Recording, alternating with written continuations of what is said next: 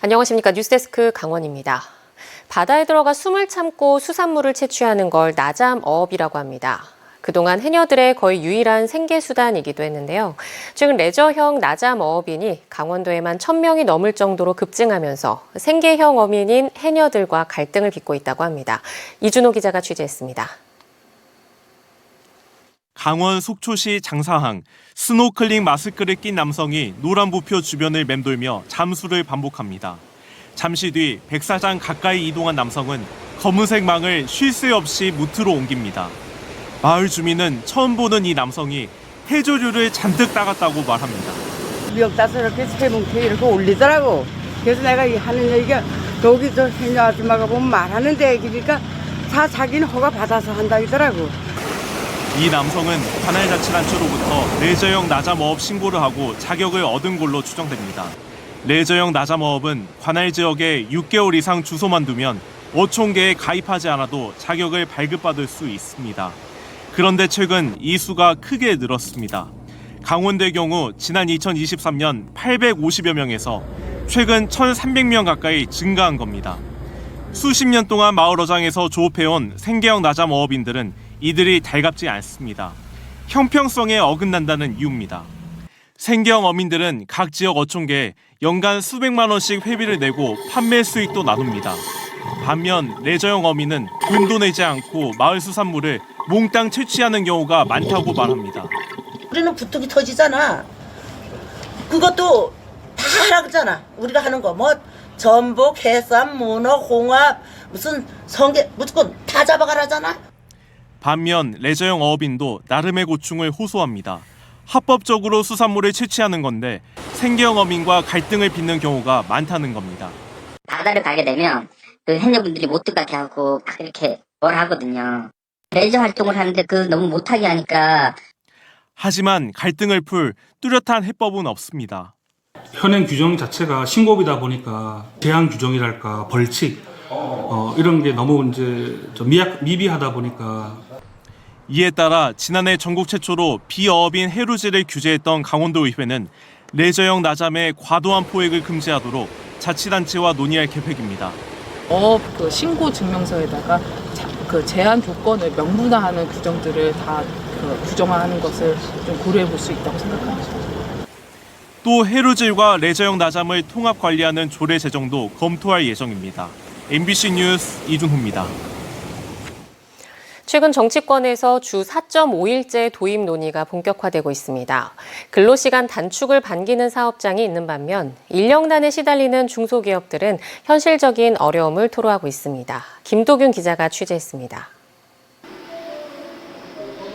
홍천의 한 대형 리조트 로비.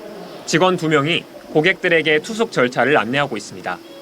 보통 직원 4명이 근무하는 곳이지만 일부 직원들이 주 4일 휴무일을 신청해 근무 인원이 줄었습니다. 리조트 측이 지난해 3월부터 직원 휴식을 보장하기 위해 4주마다 돌아오는 주 4일 근무제를 도입한 겁니다. 도입 이후 직원 만족도가 높아진 것으로 평가되고 있습니다. 서비스업의 특성상 직원 만족도가 곧 고객의 경험과 직결되기 때문에 궁극적으로는 고객 만족도 향상이라는 긍정적인 순환이 일어나고 있다. 우리나라 노동자들의 연간 평균 노동시간은 1,874시간에 달합니다. OECD 국가 평균 노동시간보다 155시간 더 많습니다. 우리나라보다 노동시간이 긴 나라들을 보면 최근 들어서 경제가 급격하게 악화됐거나 물가 인플레이션이 심각해진 국가들의 노동시간이 매우 긴 편입니다. OECD 국가 중 4번째로 많은 노동시간을 줄이고 일과 삶의 균형을 추구하는 정책이 이번 대선의 큰 화두입니다. 더불어민주당은 주 4.5일제를 거쳐 주 4일제로 나아가야 한다면서 노동시간을 OECD 평균 이하로 줄이겠다고 공약했습니다. 국민의힘은 노동시간을 지금처럼 유지하지만 평소에 1시간 더 일한 뒤 몰아쉬는 주 4.5일제를 도입하겠다는 입장입니다. 하지만 인력이 적고 자금 사정이 넉넉하지 않은 중소기업들은 이런 논의가 부담으로 다가옵니다. 특히 영세 사업장이 많은 강원도의 경우 난감한 입장인 고용주들이 적지 않습니다. 특히 우리 군 단위 지역에 있는 중소기업들은 근로자를 구할 수가 없기 때문에 더욱더 힘들어지는 것 같고. 쉼표를 늘리는 주 4.5일제 도입이 정치권에서 본격화되면서 강원도에서도 각계각층의 폭넓은 논의가 필요해 보입니다. MBC 뉴스 김도균입니다. 모르던 업체에서 나에게 월급을 줬다는 기록을 발견한다면 얼마나 황당할까요? 이런 사실을 알게 된 일용직 노동자가 업체에 따져 물었더니 업계 관행이라는 더 황당한 대답이 돌아왔습니다. 국민연금과 건강보험료를 내지 않기 위한 편법과 꼼수를 관행이라는 말로 대신한 겁니다. 유주성 기자입니다. 지난해 6월부터 올해 3월까지 원주의 한 건설 현장에서 일했던 일용직 노동자 김모 씨. 최근 일을 그만두고 실업급여를 신청하려는데 황당한 일을 겪었습니다. 일하지도 않은 건설사 10여 곳에서 김 씨의 이름으로 고용보험이 가입돼 있었고 받지도 않은 급여 1,000여만 원이 자신에게 지급됐다고 신고돼 있었던 겁니다. 심지어는 두 건설사에서 같은 날 고용보험 가입을 신고한 경우도 있었습니다. 김 씨는 허위 신고를 한 건설사들에게 따져 물었지만 돌아온 대답은 황당했습니다. 내가 거기 일한 적도 없고 근로계획 쓴 적도 없고 내가 가지도 않았는데 어떻게 위임장이 존재하느냐. 그럼 내 위임장을 팩스로 한번 달라 이랬더니 그 개인정보는 못 주겠대요. 알고 보니 인력사무소가 김 씨가 맡긴 신분증을 활용해 일하지도 않은 건설사 이름으로 고용보험을 가입한 건데 업계 관행이라는 게 인력사무소 설명입니다.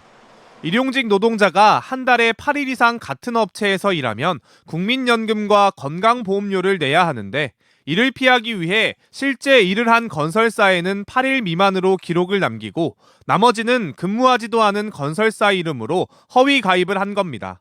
근무 내역을 조작하다 보니 고용보험 가입이 일부 누락되는 경우도 발생해 180일을 채워야 받을 수 있는 실업급여를 받지 못할 뻔도 했습니다.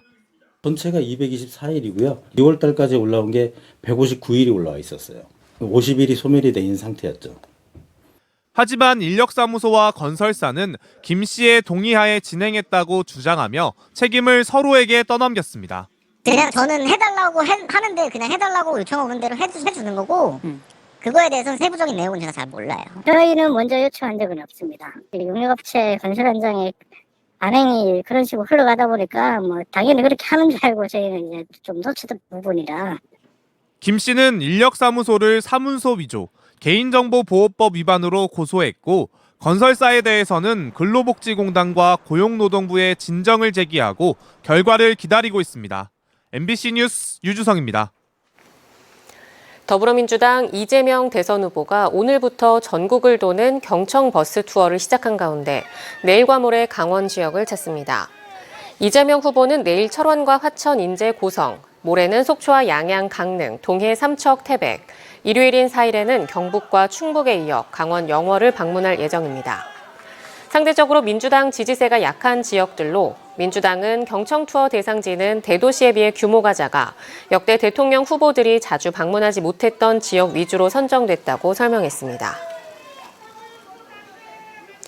김진아 양양군수의 금품수수와 강제추행 등 비위 혐의 관련 사건의 네 번째 재판이 오늘 춘천지법 속초지원에서 열렸습니다.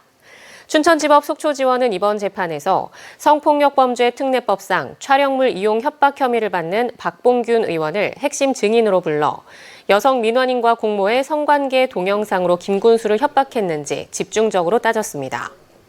박 의원은 여성 민원인으로부터 성착취 관련 제보를 받고 자료를 확보하기 위해 김군수를 만났지만 실제 협박을 하거나 그럴 의도는 없었다고 주장했습니다.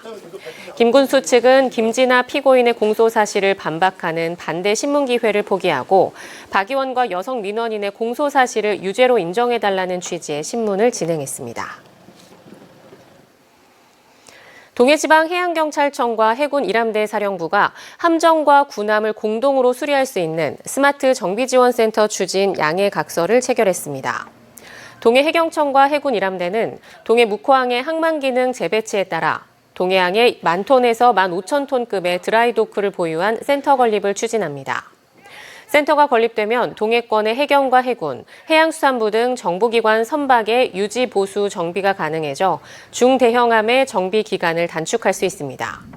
동해 해군 군항 인접부지에 정비시설을 건립하면 보안성을 확보하고 관리 정비 인력과 가족의 유입 등을 통해 일자리 창출과 지역경제 활성화에도 기여할 것으로 기대됩니다. 강원도가 5월의 지질 생태 명소로 태백시 구문소와 전기 고생대 지층을 선정했습니다. 태백 구문소는 황지천과 철암천이 지하 동굴과 만나 형성된 협곡 지형으로 그 뒤편에는 전기 고생대 지층이 수백 미터에 걸쳐 연속적으로 드러나 웅장한 장관을 연출하고 있습니다. 특히 약 5억 년 전 고생대 초기 해양 환경이 고스란히 퇴적암층에 기록된 장소로 당시 다양한 해류의 흔적과 삼엽충, 완종류 등 당시 해양 생물 화석이 비교적 잘 보존돼 있습니다. 강릉의 밤을 화려하게 빛낼 도심 월화교 분수 조명이 내일부터 재가동됩니다. 강릉 도심 남대천을 가로질러 놓인 월화교의 분수 조명은 총 연장 160m에 116개의 분수 노즐과 빔 프로젝터 6대, 무빙라이트 14대 등으로 구성돼 물과 빛, 음악이 어우러지는 환상적인 야경을 선사합니다. 시설 점검일인 월요일을 제외한 평일은 오후 2시, 4시, 8시에, 금, 토, 일요일은 오후 9시가 추가돼 하루 4회 각 20분 동안 화려하고 역동적인 분수쇼가 펼쳐집니다. 강원 뉴스 마칩니다. 시청해주신 여러분 고맙습니다.